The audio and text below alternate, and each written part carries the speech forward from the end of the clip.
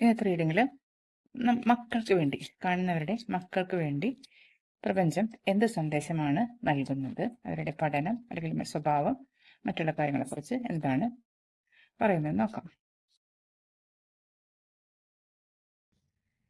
ആശ്രയം ഇല്ലാതെ നിങ്ങൾ തളർന്നിരിക്കേണ്ടവരല്ലെന്ന അലസത ഉപേക്ഷിക്കുക.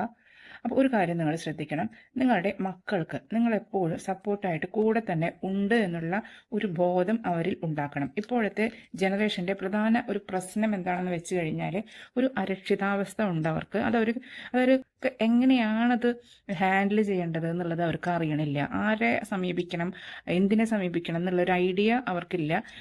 പല മാതാപിതാക്കൾക്ക് ജോലി തിരക്ക് കാരണം കുട്ടികളുടെ കാര്യം ശ്രദ്ധിക്കാൻ സമയമില്ല.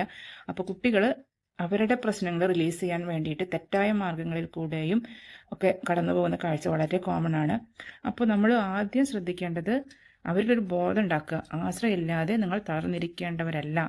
ആശ്രയമായിട്ട് മാതാപിതാക്കൾ എപ്പോഴും കൂടെയുണ്ട്, എന്തിനും ഏതിനും കൂടെയുണ്ട് എന്നുള്ളൊരു അപ്രോച്ചാണ് നമ്മൾ എടുക്കേണ്ടത്. പ്രത്യേകിച്ച് ഇപ്പോഴത്തെ ജനറേഷനോട് ഒരു ഫ്രണ്ട്ലി അപ്രോച്ച്, സൗഹൃദപരമായ ഒരു കാഴ്ചപ്പാടോട് കൂടി വേണം പെരുമാറാൻ. പണ്ടൊക്കെ ആണെങ്കിലും മാതാപിതാക്കൾ, നമ്മുടെയൊക്കെ ജനറേഷനിലെ മാതാപിതാക്കൾ നമ്മളോട് പെരുമാറിയ മാതിരി ഈ ജനറേഷനിലെ കുട്ടികളോട് നമുക്ക് പെരുമാറാൻ അവരത് അക്സെപ്റ്റ് ചെയ്യില്ല.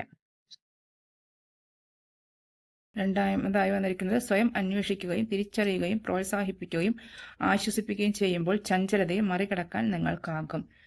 ഇത് ശരിക്കും മനസ്സിൻ്റെ ഒരു ഇളക്കത്തിനെ, അതായത് സ്ഥിരതയില്ലായ്മയെ എങ്ങനെ പരിഹരിക്കാം എന്നുള്ള ഒരു നിർദ്ദേശമാണ് വരുന്നത്. ഇതിപ്പോൾ കുട്ടികളുടെ കാര്യത്തിൽ എങ്ങനെ അപ്ലൈ ചെയ്യാൻ നോക്കുമ്പോഴത്തേക്ക് കുട്ടികൾക്ക് പലപ്പോഴും ഡിസ്ട്രാക്ഷൻസ് കൂടുതലുള്ള സമയമാണിത്. അവർക്ക് പഠിക്കേണ്ട സമയമായിരിക്കാം, പക്ഷെ മറ്റ് പല രീതിയിലുള്ള സോഷ്യൽ മീഡിയ, മൊബൈൽ ഫോൺ, അങ്ങനെ ഒരുപാട് കാര്യങ്ങൾ, നമ്മൾക്ക് ഒരു പിടിയും കിട്ടാത്ത ഒരുപാട് കാര്യങ്ങളിലേക്ക് അവർ ഡിസ്ട്രാക്റ്റഡ് ആയി പോകുന്നുണ്ട്. ഒരു കൃത്യനിഷ്ഠതയോട് കൂടിയുള്ള ഒരു ജീവിതത്തിലേക്ക് കുട്ടികളെ നമ്മൾ നയിക്കണം.